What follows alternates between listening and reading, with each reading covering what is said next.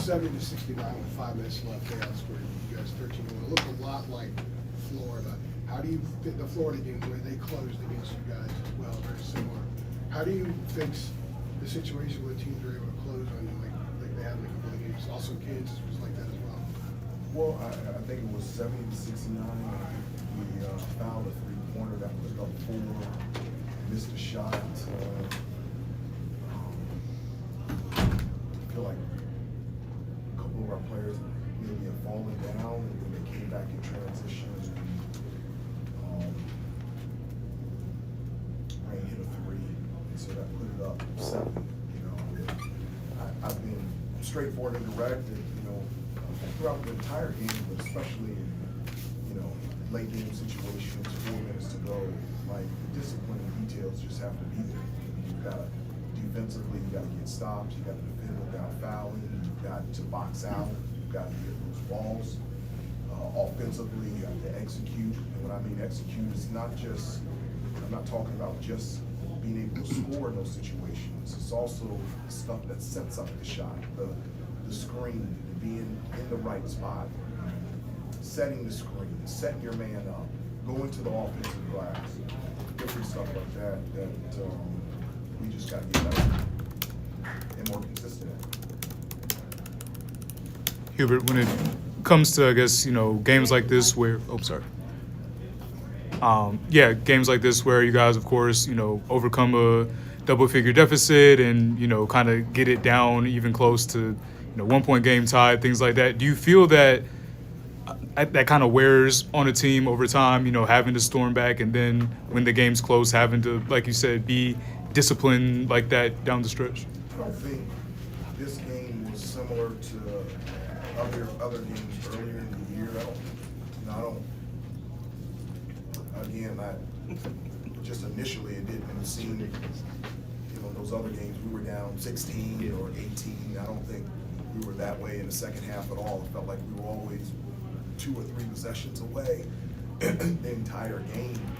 It got away towards the end, but I felt like we were right there throughout the entire game. And again, we got it.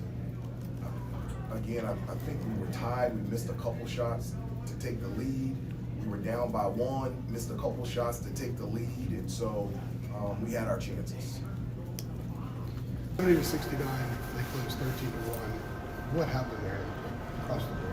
I think going into the game, we knew that it was going to be 1 with the ball in the air. We're going to have to secure defensive rebounds, and that was something that we just couldn't do down the stretch. I think that is the same thing happened against Florida. It looked a lot like the Florida game. Yes, they sir. got 2 offensive rebounds. They scored off. Right, exactly. I think Florida had 3 of them. Yeah. How do you guys fix that? I mean, we have the fight in practice. I just think this was translating into the game. I think we definitely have it in us, and I think we'll see it differently, as we move forward. But it's not there.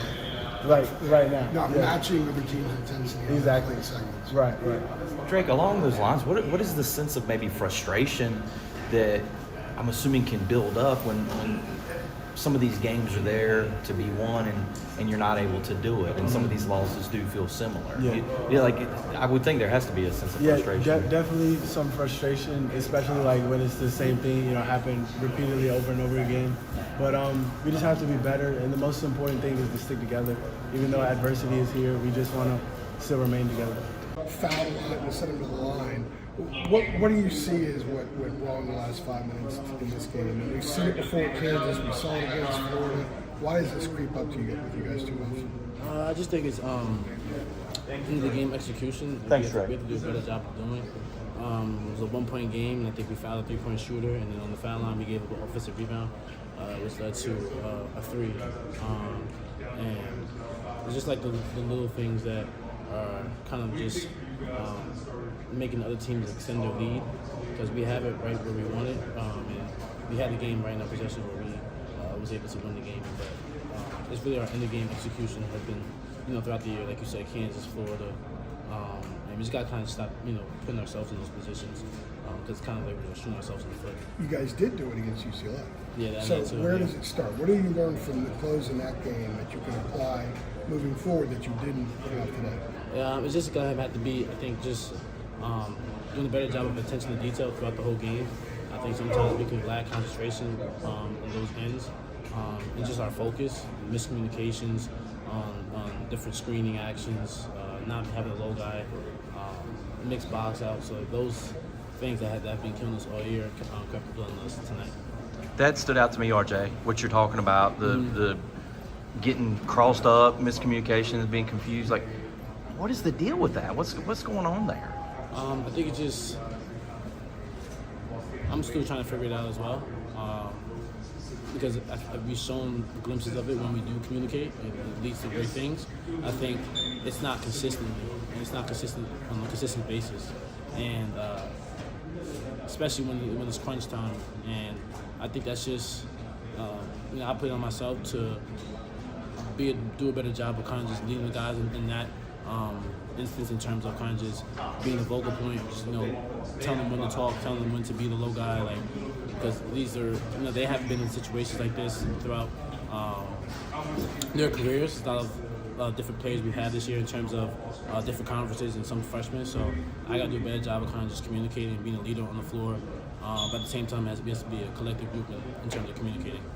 How different is the game without Seth, and do you expect him back anytime soon? Having Seth away was a huge miss for us. He contributes so much to this team, offensively and defensively, and he's a focal point for this team. So missing him was huge for us, especially to open up ACC conference play. So we definitely miss Seth out there. He does a lot of little things that we all need. He plays the ball through the floor, so a lot of his energy and effort plays were needed. But that doesn't excuse us for the way we should have closed out the game today. Do you expect him back soon?